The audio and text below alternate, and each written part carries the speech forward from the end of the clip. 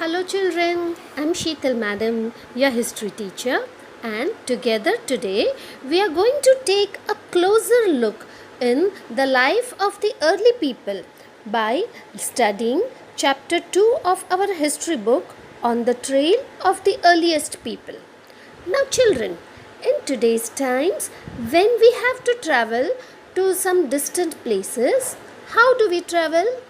We travel either by trains or buses which were founded some 150 years back, right? Or by other means of vehicles like aeroplane, scooters, bikes, cars, cycles, etc. Okay, but have you ever imagined how did the early humans travel? Well, in lesson 1, we have learned they either traveled on foot or by sitting on animal backs, right? But what was the need for the early humans to travel from one place to another place? The early humans existed on this earth as early as 2 million years ago.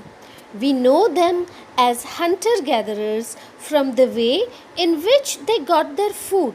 That is, they hunted wild animals, caught fish and birds, they gathered fruits, roots, nuts, seeds, leaves of plants, stalks of plants, and eggs for their food.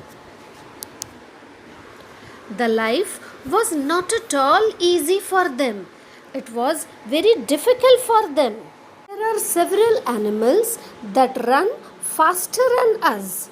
Many animals are stronger than us.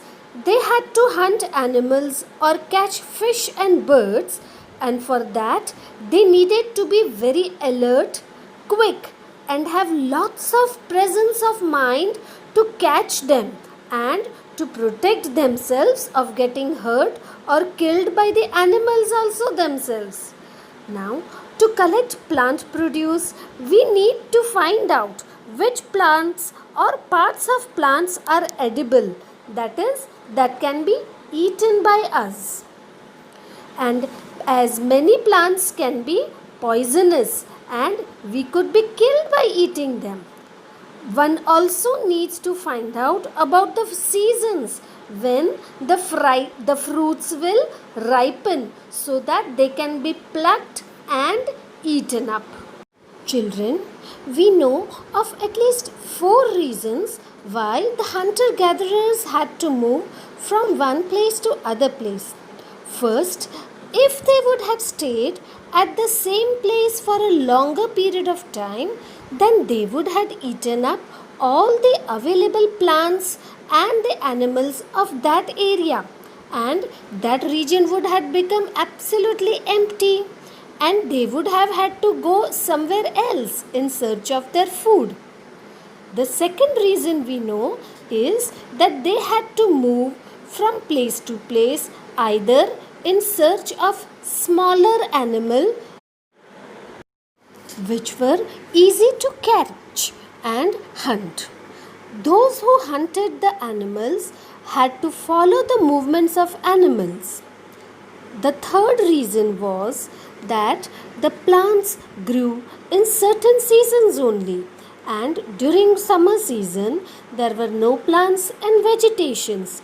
Hence, the animals also left that area and went away to other regions where plants and vegetation was easily available for them.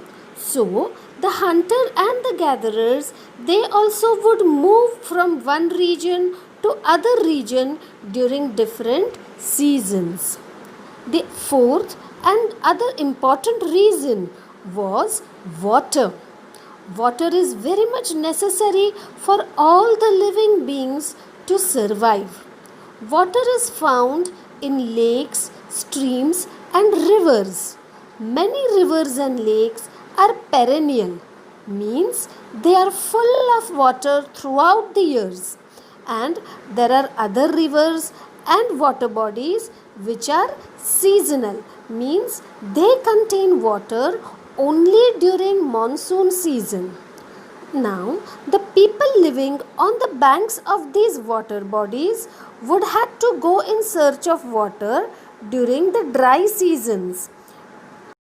Besides this, it is believed by the historians that the early humans might have traveled to meet their friends and relatives who lived in other parts of the forest. A question arises in our mind.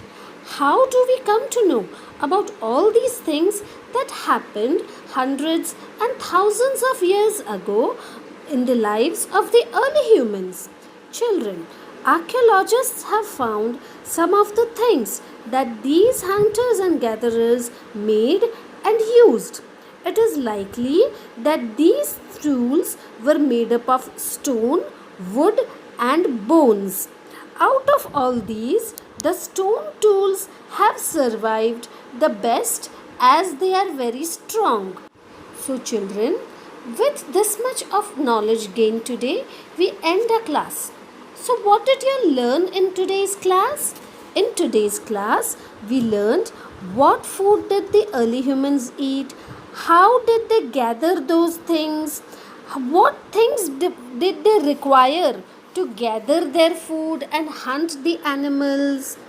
We learned the reasons why the hunter gatherers moved from one place to other place, and how did we come to know about all these things. In next class, we will study in detail about the stone tools made by them and how they were made.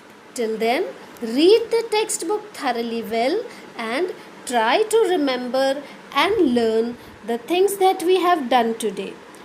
And write down the question answers in your notebooks. Bye bye.